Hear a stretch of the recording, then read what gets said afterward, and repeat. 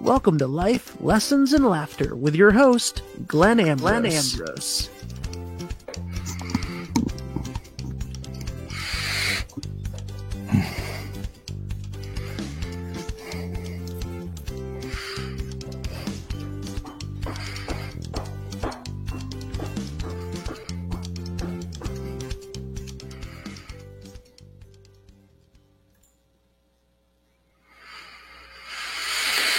Hello, people.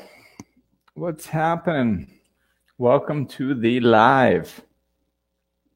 So here we are. It is March 11th, 2021, and we are ripping it up live.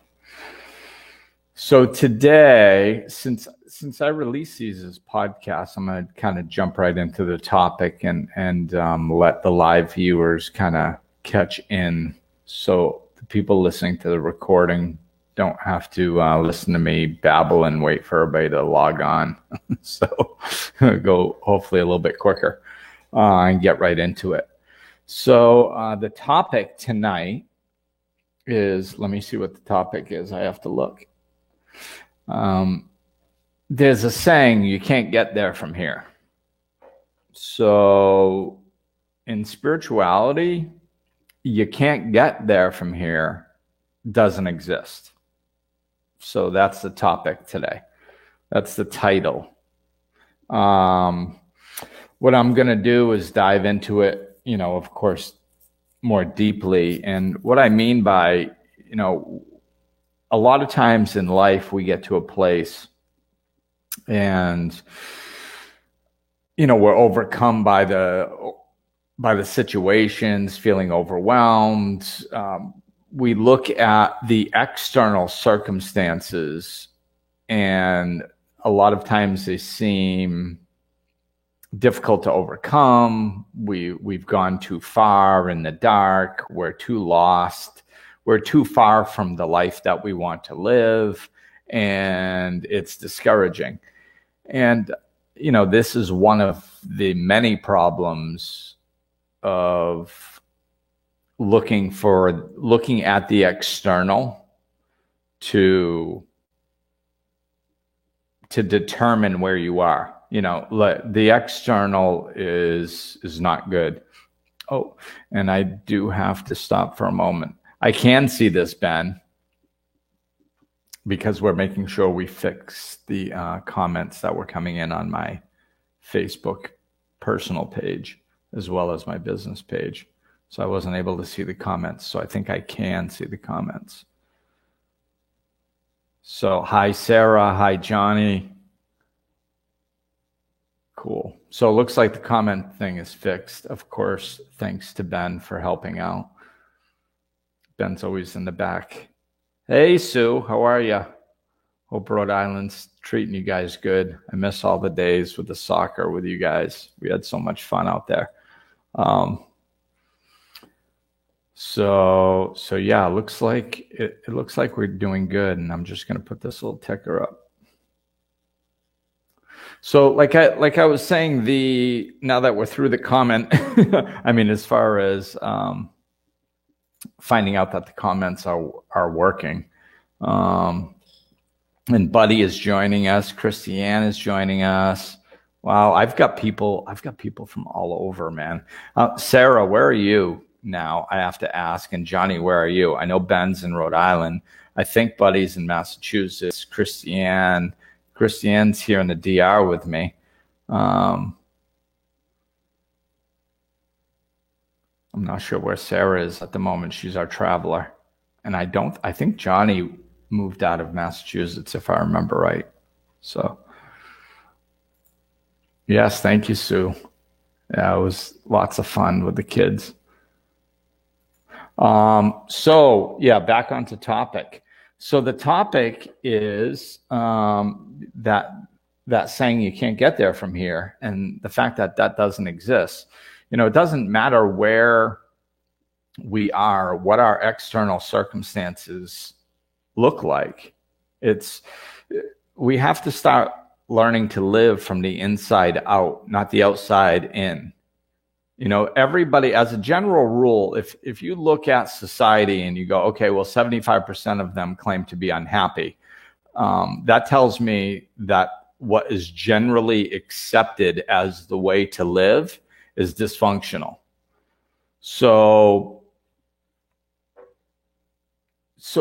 I can, if I want to find out things that I need to change, all I have to do is look at what's generally acceptable, the way most people live. If I look at the way most people live, and myself included, either when I'm living unconsciously, when I slip into those times of unconsciousness, or if I look into my past, I don't carry the baggage from my past because I release the emotional trauma and the emotional energy that was attached to it. But I still remember it. I still remember how I used to think and things like that. So I used to believe that, once everything got fixed in my life, then I'd be happy. And that was actually the beginning of my real end, because, I was very dysfunctional alcoholic for 20 years. So it was easy. When you're an alcoholic and you're unhappy, like, you have 6 billion reasons why you're unhappy. There's no surprise to you or anybody else that you're unhappy. You're an alcoholic. Your life's a mess. There's plenty of reasons.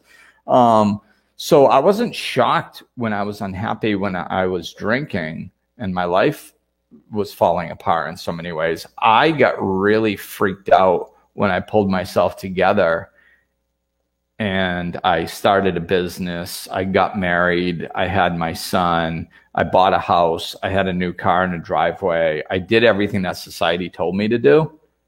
And I was more unhappy than when I was drinking. That was the beginning of my end, because I was like, oh my God, I understand why I'm unhappy when I'm living an alcoholic, dysfunctional, screw society way of living. But if I do everything that I'm told to do and I'm still unhappy, now I'm screwed, because I'm unhappy if, I'm damned if I do, I'm damned if I don't. So that was really the beginning of my major unraveling, which led eventually to my awakening, about 2 years later. So this is, of course, in an extreme example, like I was, that's what can happen to your life if you're focused on the external. But everybody has experienced an aspect of this. Everybody has experienced an aspect of going, if this was, living externally, if I get this straightened out, then I'll be happy. And then straightening that out and finding out you're still not happy. Happiness comes from within. And people say that. If you ask, 100 people, 90 are going to be like, yeah, happiness comes from within. But most people don't live that way.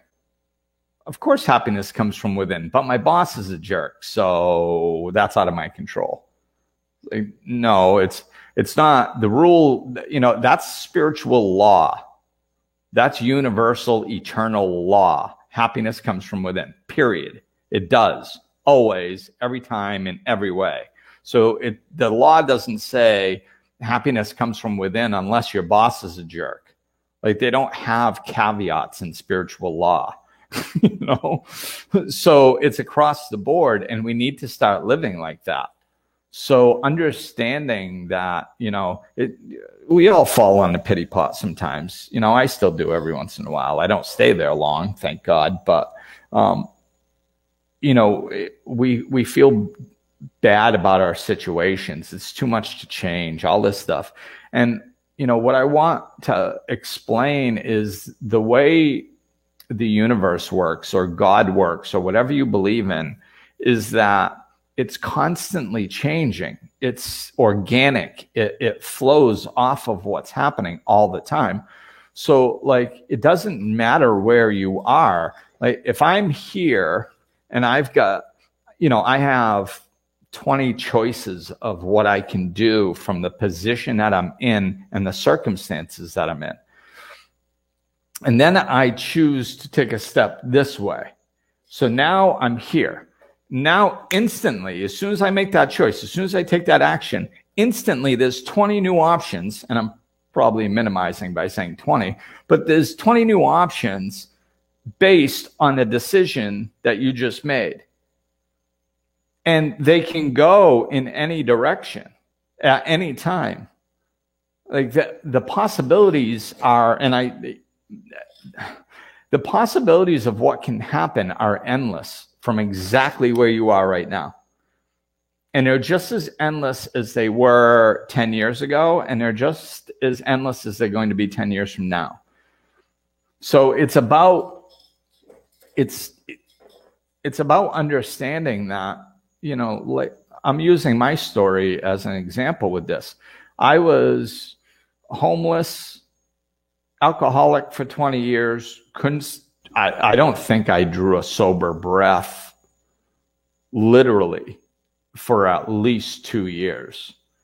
I mean, not even one. I don't think that there was any sober. I don't think that there was one day where I actually didn't drink in at least the last 2 years, probably 3 or 4. But, so my body was like shutting down. I was physically dying. I mean, I'm not going to get into the disgusting details, but things were not working on my body anymore. So organs were starting to shut down. It wasn't pretty. And so I'm physically dying. I'm completely addicted to alcohol. There is no freedom of choice. There is no choice whether I drink or not. I had to drink. Otherwise, my body would go into detox. And I mean, literally, like I knew I was screwed, like towards the end there, a couple of years before I stopped, when I could not drink 11 beers in a day without my body going into detox. Because what I would do is I drink 12 and then 10 and then 8 and then 6. And then as I got worse, I'd drink 12 and then 11, and then 10, and then 9. And now it would take me a couple weeks, but eventually I would wean my body off of it and I could, stay sober for a few days or something. But I got to the point where I could not have 11 beers. I couldn't make that jump from 12 down to 11 in a 24-hour period because my body would just go into detox. And I was like, oh, I'm in trouble at this point. So, I mean, I was bad in a lot of ways. I was 1,400 miles from my son,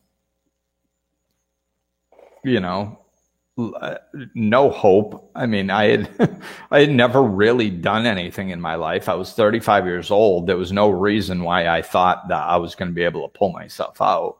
And I didn't think I was going to pull myself out. But then I went through the 12 steps, which spawned my spiritual awakenings and popped open very dramatically. And within 3 months, I spun around on a dime. In less than that, I was completely hopeful. I was completely reorganized and rearranged from the inside out. My body started recovering very quickly. My brain started recovering fairly quickly. That took a little bit longer. But so that was just, I mean, for all intents and purposes, the whole turnaround really happened in less than 3 months. But then you take that and go, okay, what does that mean in our everyday life? Well, in my everyday life, everything changed in less than a year. I was in Florida, 1,400 miles away from my son, like I said. I was up in Florida with a new career, with my own apartment, and starting to get by the end of the first year, I had actually gotten visitation rights where I was seeing my son 5 days a week. Now, and it was all given to me. Like that, you can't make this stuff up. When I moved up, my ex-wife would only let me visit my son in like her parents' cellar for a couple hours a week. But then she moved down with her boyfriend and needed a babysitter. And that's when I came in and rearranged my work schedule so I could get him every time she needed somebody to watch him, because she was going back to school too. So I got him 5 days a week and then locked that in for visitation right after we had set it, because I knew as soon as she was done school, that was going to be gone, and I didn't want it to be gone. So I locked it in. And then from that point on, it was another 10 years of family court on a regular basis, but to see my son more and more, go on vacation, stuff like that. But I was seeing him at least 4 or 5 days a week from that point on. So I had completely changed mentally. I looked at life completely differently. Emotionally, I had released tons of stuff from my past and was able to move forward. I was filled with hope, and all that was internal in the first few months, and it became external. Once the changes took place in me, my external reality reflected that back to me. You see, this is what I mean by living from the inside out. We have to go inside and do the work on us. And then our external life starts getting better. It starts being reflected back to us in that way. But if I would have moved, this is so absurd, I don't even really want to say it, but I'm going to. If I would have tried to just, I don't know. I don't even know what it would have looked like to do it any other way. But let's just say I could stop drinking. Let's just say that. Somehow Glenn went to a detox, took some Librium so his body didn't shut down and die. And then he got sober, and somehow magically I was able to not drink for a while. But I didn't do the inside work. None of that would have happened. There's no way. There's absolutely no way. I could not have fielded the onslaught that happened to me when I moved up to Rhode Island. I couldn't have handled it. I tried that once even, and I couldn't handle it. So I never could have just picked up and started a new career. I didn't. So I needed to do the inside work, and we all do. And when we do the inside work, then we align.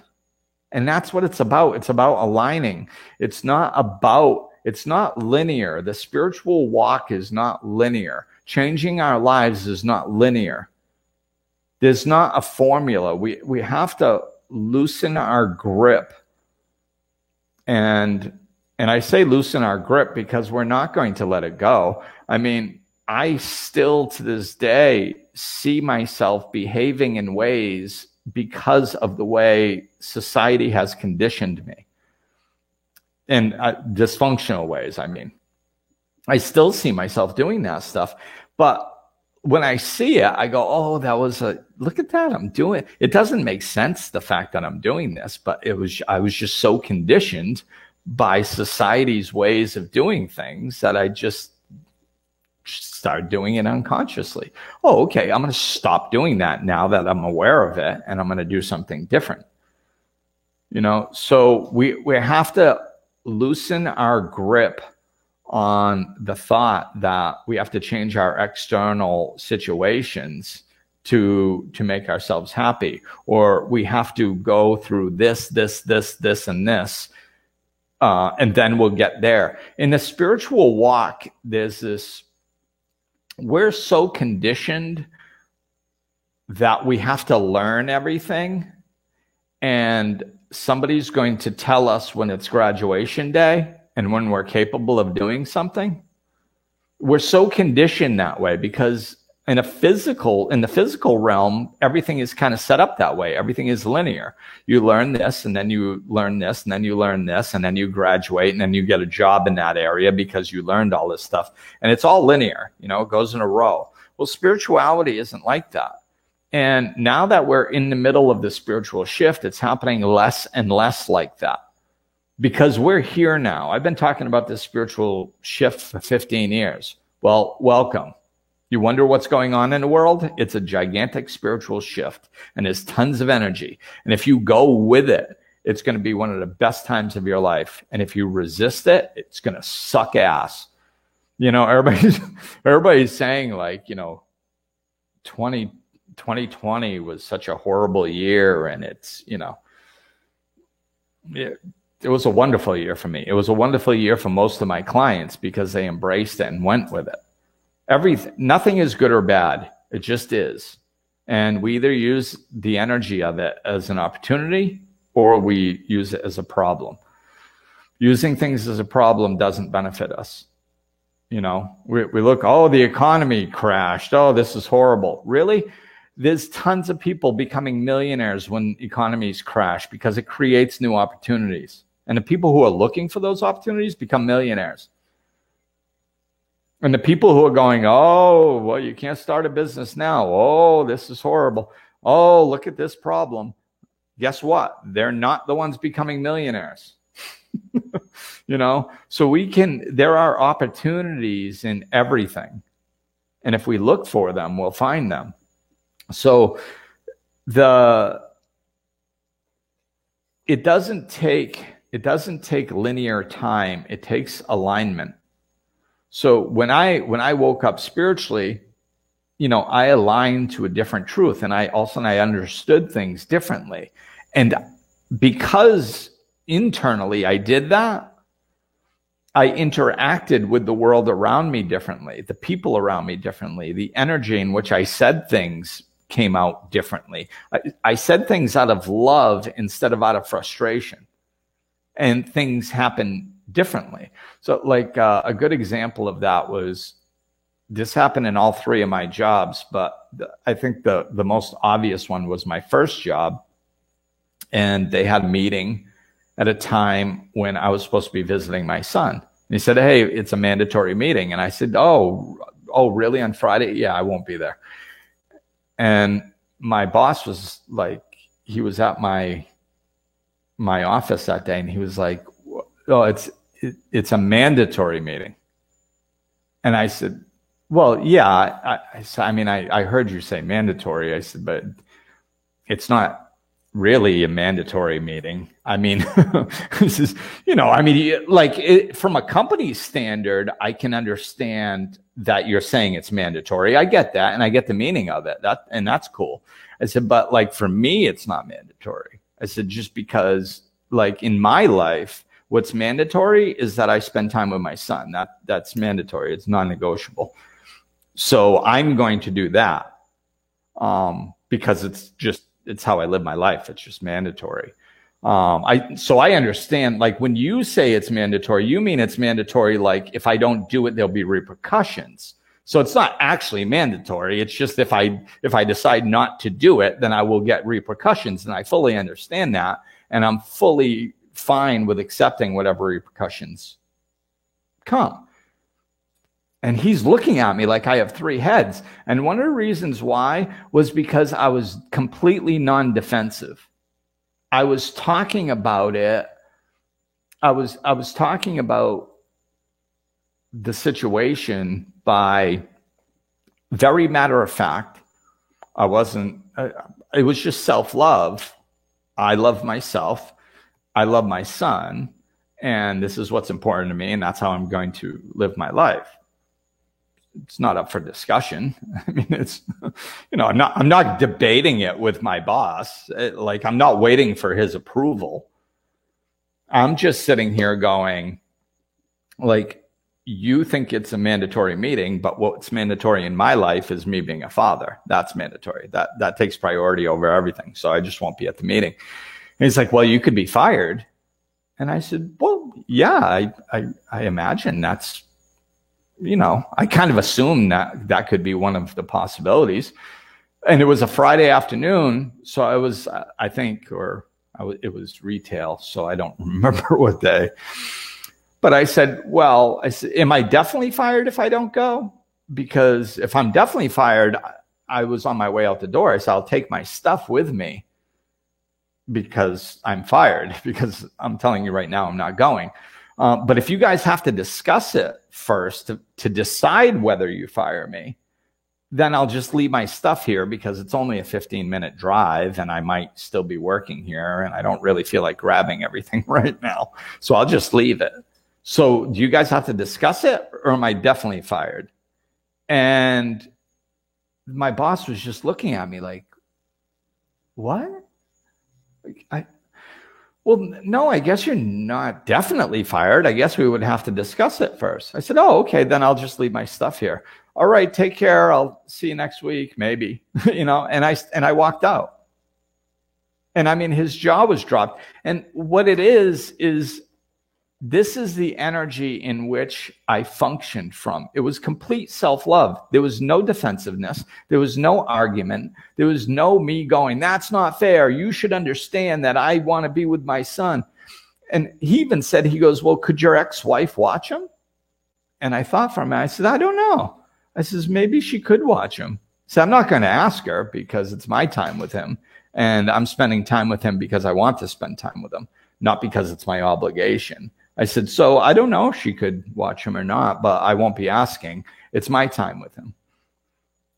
And again, I just said it this matter-of-factly, and it just blew his mind. Old Glenn would have been fired.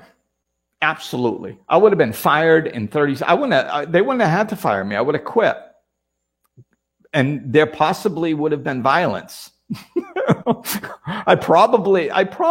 guy was a nice guy. I probably wouldn't have hit him, but I probably would have flipped over a desk or something. I probably would have gone in there, grabbed my stuff. The anger would have started bubbling up more and more that these people are jerks and they don't understand what being a father is. And I don't screw them and screw this company and screw everybody. And I would have built myself up into a frenzy and probably flipped a couple desks over, and the cops probably would have been called. And, I have done stuff like that in my previous life when I was psycho. So like that very well could have happened, but I didn't interact with life that way. And I didn't get fired. And this situation happened in all 3 of my jobs before I started my business. And I didn't get fired from any of them. And I did the same thing on every one. But I spoke from love, non-defensively, not out of frustration, very defensively. Right? So this is what I mean, how we interact with life differently. Once we do the inside work, the inner adjustments, then we interact with life differently, and we get different results because of it. We have way more control over our life than we realize, than we think we do. But we need to do the inside work first. And when we do the inside work, alignment occurs. And when we are aligned with the universe, things can spin around on a dime. We can make a 180 in no time at all. I've seen it. Like I said, I just explained earlier how I've done it in my own life. And I've seen it with countless of my clients. I mean, I can't even count how many have, in the last 8 years have completely transformed their life. And in a very short period of time. Some people do it longer. Some people do it shorter. I'm an action taker, so I tend to do things quicker. Other people are processors, so they tend to do things slower. So there is a difference in processors, even though they take longer. See, the way it looks with a processor is it takes them a while to really buy into what they're going to do, and then they start to do it, and then maybe they have a little fear, and then they push through, and then blah blah blah, and eventually they do it. And this process could take, and I'm thinking in the past, because things are speeding up now. That process, depending on what we're talking about, could take 6 months, a year, working through something. An action taker tends to take the action very quickly. Once they have clarity, they take the action. And then sometimes there's adjustments that go on for 6 months to a year. Sometimes, so like you adjust to the energy after. But a lot of time, but both ways work is my point. And I have to say this, but I'm going to try to choose my words carefully because I am an action taker and processors are difficult for me because it feels like they take so long and I just want to kick them in the ass and go, let's go, but in working with different types of people, I've seen that I need to give space to certain people so they can process. That being said, like I keep mentioning in a lot of these, we are in the middle of a spiritual shift, and we do not have time to process stuff so long. We need to, the people who are interested in this stuff need to do what they are capable of doing where they are now. They don't have to read 32 books on it. You don't need to listen to 52 podcasts. You don't have to take the right course. You don't have to you're never going to know what you're doing until you do it. And it's not just spiritual stuff. Spiritual stuff is more like that. But even in the regular world, I mean, when you graduate college, do you know how to do your first job? Of course not. You don't know what the heck you're doing. You have to get trained on the job after you graduate college, you know? So what it is like we never feel confident in what we're doing until we do it. And spirituality is even more like that. So we have to just lean in and do it. And then all of a sudden we start, learning, and we start getting comfortable and stuff like that. So this is what needs to happen in spirituality. We need to lean in more and disconnect from all this learning crap. Like, we don't have to learn as much as we think we do. We just have to align. And what controls that alignment? So if most people, when they're on the spiritual path, they've had a certain amount of suffering. That's what got you onto the spiritual path. So, if you really slow down and think about it, you either change or you suffer more. Those are your only two options. And really get clear on that right now, because we need to change quicker. We need to change quickly because the universe is supporting that, because there's a shift going on. So the more we lean in to change, the quicker we're going to change. And it's going to be freaking awesome. Like, my first year was the most amazing, wonderful year of my life. And when I see my clients going through this in their first year, it's amazing. And of course, it's like, oh my God, holy cow, I didn't know life could be this easy. I didn't know it could be this good. Oh my God. That type of stuff happens. It's a little bit disconcerting in certain ways, but in a good way. It's wonderful. How exciting is it to just start leaning in and finding out that you can create whatever life you want? It's very exciting. So what determines the speed in which you enter the alignment? Because the old way was to learn, take 4,000 courses, read 62,000 books, listen to podcasts for 5 years, and then cry into a pillow with a therapist for another 5, and then maybe you transcend something. Like, all that stuff, it's just overkill, man. We don't need to do all this stuff, So if you really want to change your life, contemplate doing it quickly. Because why not, man? Haven't you suffered enough? God knows I did. And the stories I hear, I know there's tons of people suffering out there. So if you're on this path, think about doing it quicker. Even if you're a processor, it's okay. It's so to align quicker and really make a push. Just make a push and see what happens. I'm not saying that you have to give up everything or quit your job, nothing like that. I'm just saying lean in a spiritual way and just give it a shot for a few weeks or a few months or something. Just really lean in and see what happens. See what happens. And then, because what happens is pain pushes until the pleasure pulls. So the suffering is just trying to get you over the hump so you commit and go. That's what it's there for. It's just pushing you from behind. As soon as you lean in and start going, the pleasure of what you're doing is going to pull you forward.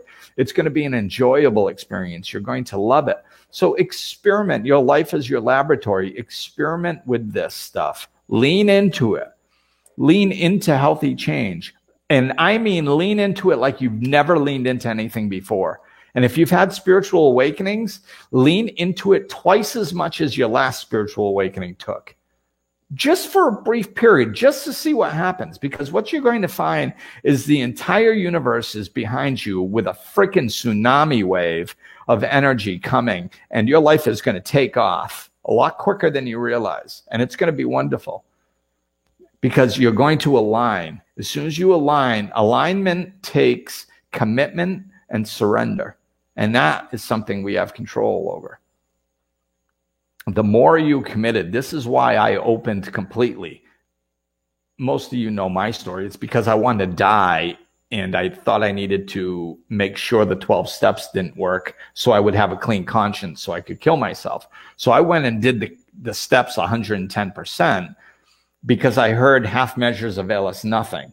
And I figured if I went through the steps and I only gave them 80% and then they didn't work, I would know that I only gave it 80%. And then I would have to start over and give them 100%. And I honestly did not have enough energy in my body to do that. I just wanted to die. So I was like, I'll just do this 110%. If it works, cool. It probably won't. If it doesn't, I'll have a clean conscience and I can just leave this world. That was my intention. And as warped as it is, it gave me I gave it 110%. And this is my point. The commitment level I had was 110%. The surrender that I fell into was 110%. When I stood at the wall of fear, and anybody that's done some real spiritual work will know what I mean. When you're standing at that wall of fear and your whole, like you're going, like if I go any more forward, if I lean into this anymore, it's just going to be a gigantic pit of blackness. I'm going to lose myself. I don't know what I'm going to be. I might implode. I might die. I might end up curled up in a ball in the corner, just drooling on myself for the next 30 years. I don't know what's going to happen to me, but there is way too much pain in there for me to go into. And if I do it, I'm never coming out. It's just too much. And I stood at that and I went, I don't care. I'm not living like this anymore. And I dove in. And that's when you come out the other side. And that's when the happens, you know. So this is what you have control over, your commitment, your surrender. And the more you do that, the quicker your results are going to be. It's going to happen very quickly. So let's see. I'm going to check my notes and some of the comments now and see where we are. Yeah. So the only thing I wanted to touch on was that maybe I did do this, but so I'll just touch on it quickly. The universe sets new options from where you are. As soon as you make a choice, now all of a sudden there's new options. One of those doors opens to a whole new life. And if you open the wrong one, who cares? There's 20 more doors. Open another one. Like it's fine, man. Like don't worry about making the wrong decision. If you're following your heart and you're trying to better your life, if you're trying to do the inner work, that is success. The universe or God, whatever you believe in, will never punish you for trying to do the right thing, to follow your heart, to when you're trying to grow and do the inside work, you will never get punished. You may make a wrong choice because you don't know any better, but the universe will open up doors for you to get out of that situation immediately. If you look for them, what happens is a lot of times people they play the martyr, you know, they're like, I want to better my life. I'm going to take this job because I think it'll be joyful for me.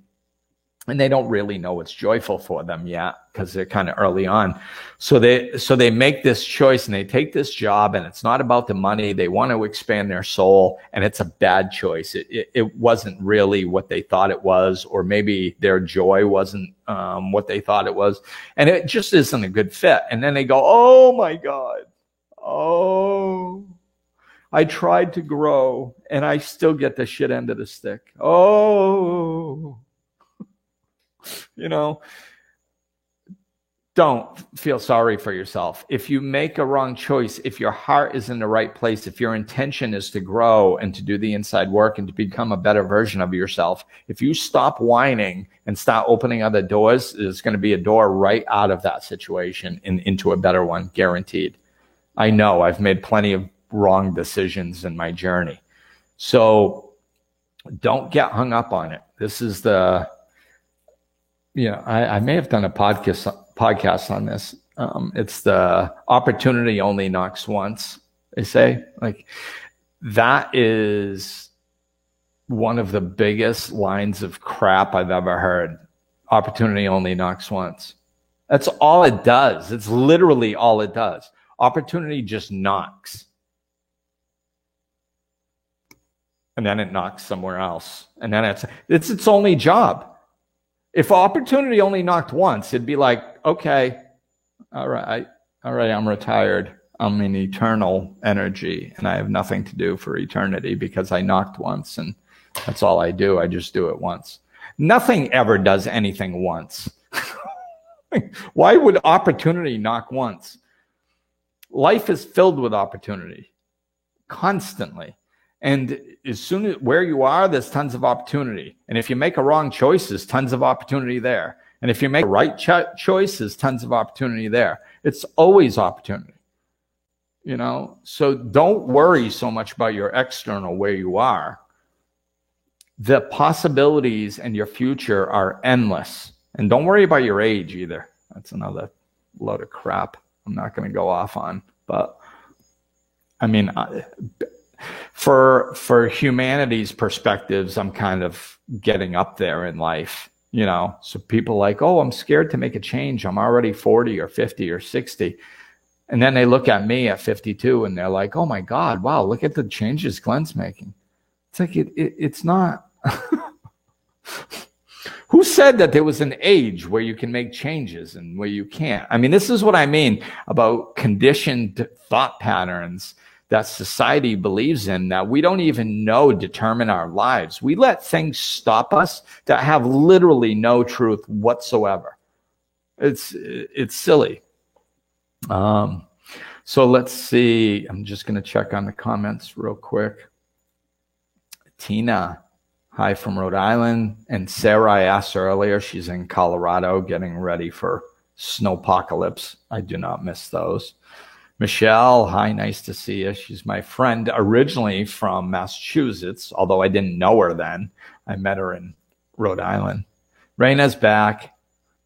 Lisa, my friend from Massachusetts. And Claudia, hi, Claudia. That's my neighbor and landlord here in the DR. Lisa, I refer to it as my chi. My coworkers and others are always seeing how I am always happy and content, and I am. LOL. Just want to share that. Love seeing your pods. Thank you so much. You're very welcome, Lisa.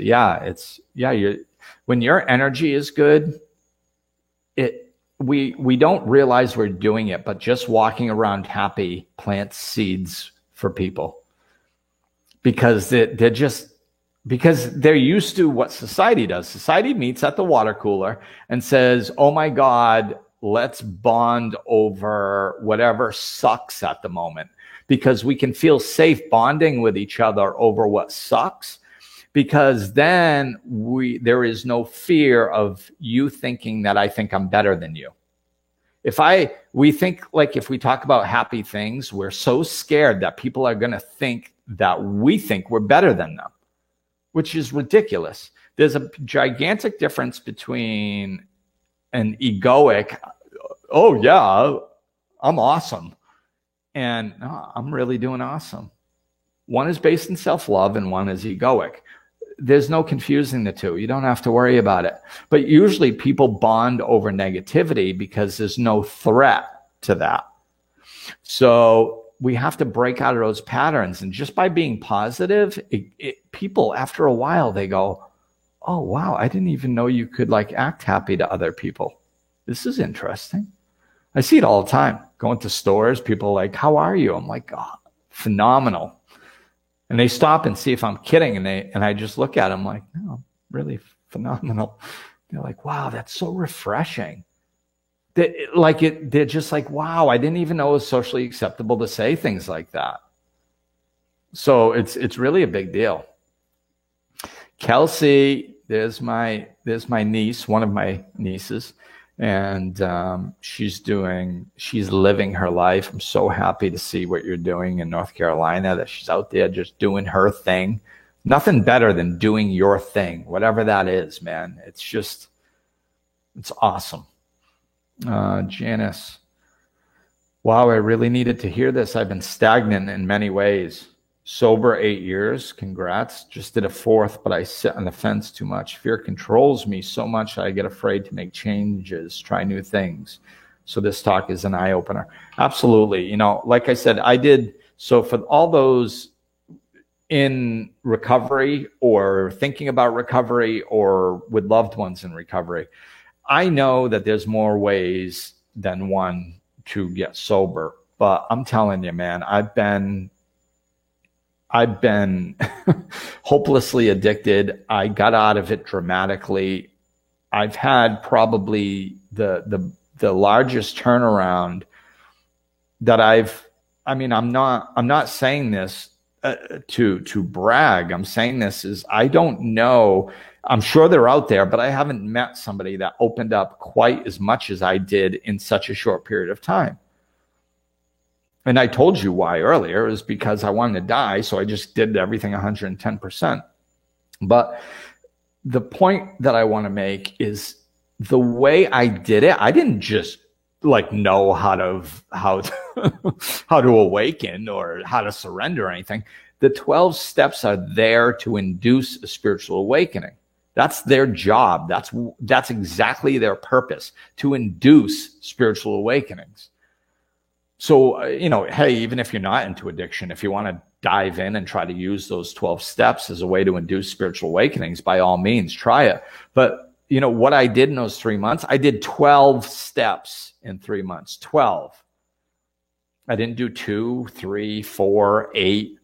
And I think that is part of the reason that it was such a opening.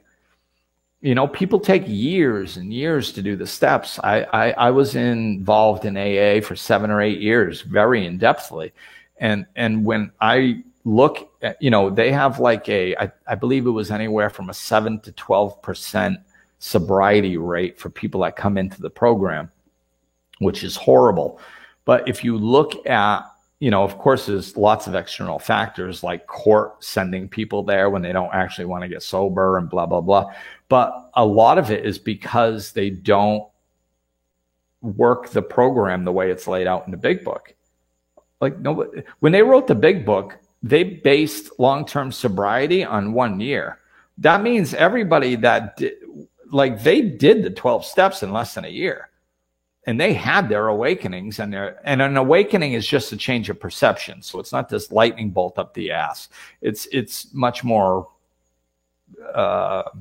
accessible than what it sounds like, a spiritual awakening. It just changes of perceptions. You see things differently. You understand things differently. But we have to do all 12 steps. In a fairly short period, there's an energy wave to that work.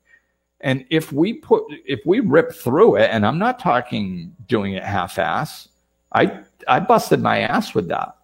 I did it really to the best of my ability with everything out there.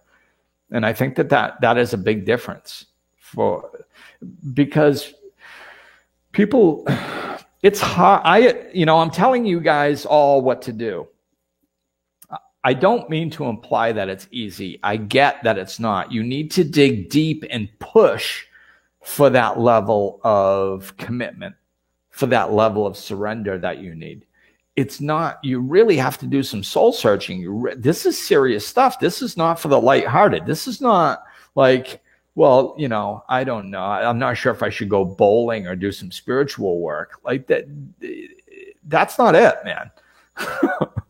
You need to dive in deep with everything you've got. And if you do, more than you can possibly imagine is going to come out of it. And in addiction, I believe it looks like the 12 steps most times. Of course, there's other ways. But they're there, man. Do them all. If you've done, and I've been through the steps like, I don't know, maybe like 4 or 5 times. I took people through the steps, groups, for years. So I've kind of walked through them, and I would do a self-check each time I walked people through. And most of the time I didn't have to do them anymore.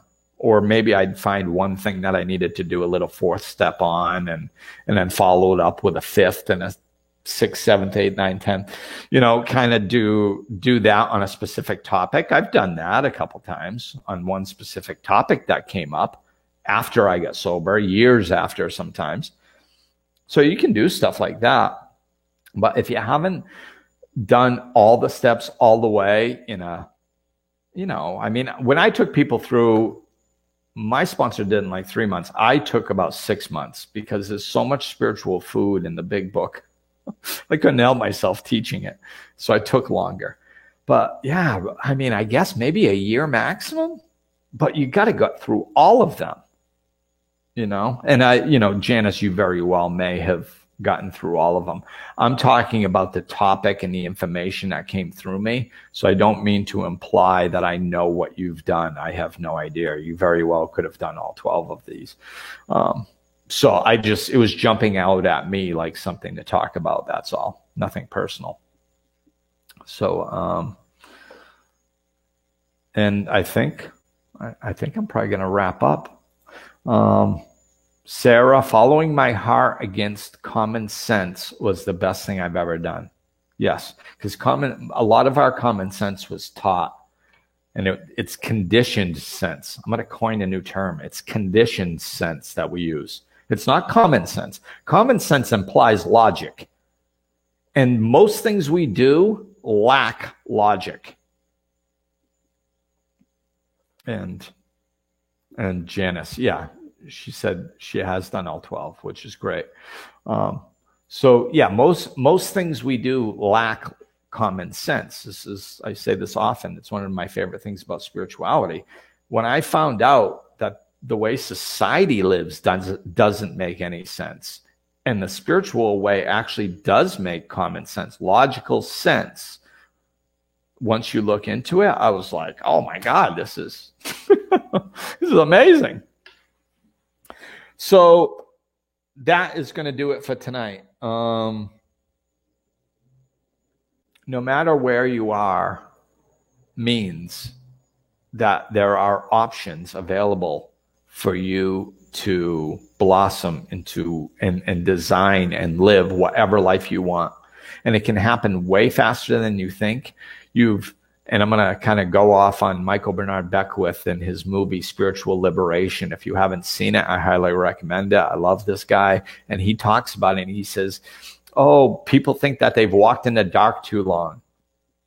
Oh, I've walked in the dark too long. I've made too many mistakes. I've made too many mistakes. It's too late for me now. I'll never get it right. I'll never get it right. And he's like, no, that's not how it works. It's just one time. If you flip the switch and those circuits are aligned, the light's going to go on for you, man. It doesn't matter how long you've been walking in the dark. You just got to get it right one time. Align one time. Commit to that alignment one time. Surrender completely one time. That's it. And it's off to the races, man. You are going to live a life beyond your wildest dreams. So, and right now, there is no better time to do this because we have so much energy behind us. I can feel it. When I made changes, other than that first 3 months, when I made changes before, it was a lot more drawn out and painful sometimes. Now it's like as soon as I lean towards where I'm supposed to be leaning in, it's like I can feel being supported by the universe. I can feel a loving force just right there. And things play out way better. Before they used to play out better. And I was like, oh my God, this is amazing. Now they play out 10 times better. So that's it. I'm going to wrap it up. And I have to say hello to Sue. Hi, Sue. One of my hardcore from Rhode Island when I first started. And I got to give, this dude is the shit. Thank you, Sarah. So are you. All right. Thanks, guys. I hit almost an hour. I'm going to try to keep these 45 and maybe even 30. But thank you for listening. Work towards your alignment. Lean into it. Just experiment with it. Just do it for a while with a bunch of commitment and see what happens. And email me. And if you need any help, let me know. I'm here. All right. Thank you all. Now I have to get my brain off babbling and go to this. All right. See you guys later. Looking for more? Check out over 200 episodes of Life Lessons in Laughter, or click the link in the description of this episode to connect with Glenn directly.